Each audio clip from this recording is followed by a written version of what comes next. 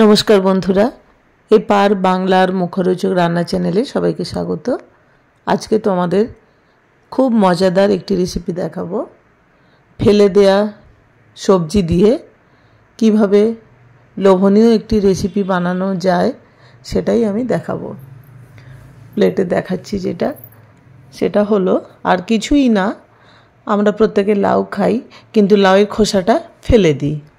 অনেক বাড়িতেই ফেলে দেয়। লাউয়ের খোসা দিয়ে খুব সুন্দর একটা পদ কিভাবে বানাবো সেটাই দেখাবো। কড়াইতে অল্প তেল নিয়ে জাস্ট একটা লঙ্কা ফোড়ন দিলাম। ফোড়ন দিয়ে লাউয়ের খোসা ঝিরিঝিরি করে কেটে ধুয়ে রাখা ছিল দিয়ে দিলাম। এই খোসাটা অনেকেই খায় না, ফেলে দেয়। আমাদের বাড়িতে এটা আমরা ভাজা করে খাই, ভীষণ ভালো লাগে, ভীষণ টেস্টি। গরম ভাতে মুচমুচে এই লাউয়ের খোসা ভাজা দারুণ উপকারী।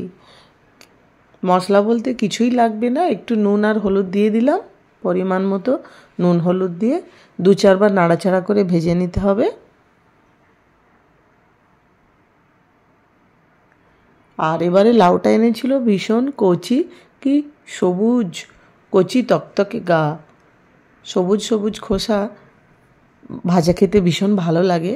তো এটা তো কিছুতেই ফেলবো না। অনেক লাউয়ের গায়ে দাগ থাকে বা লাউটা পাকা থাকে, মোটা হয় খোসাটা, সেটা হয়তো তেমন খেতে ভালো লাগে না, কিন্তু কচি লাউয়ের খোসা ভীষণ ভালো লাগে খেতে। তো 2-4 বার নাড়াচাড়া করে পেঁয়াজটাও ঝিরিঝিরি করে কাটা ছিল, পেঁয়াজটা দিয়ে দিলাম। পরিমাণ মতো পেঁয়াজ, মোটামুটি লাউয়ের খোসা আর পেঁয়াজ ইকুয়াল হলে ভালো হয়।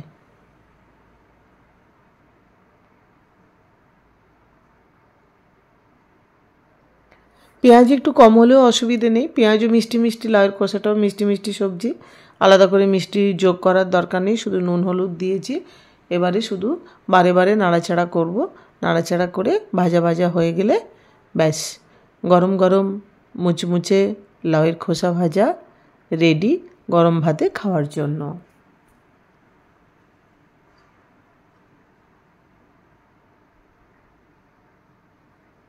এটা আমার মায়ের কাছ থেকেই শেখা। মা এটা বারে বারে বানাতেন, আর এখনও আমাদের আবদার করি, মা লাউয়ের খোসা ভাজা করে দাও। তো মা নিজে হাতে এখনও করে আমাদেরকে খাওয়ান, এখনও উনি রান্না করতে পারেন, বয়স হয়েছে তবুও।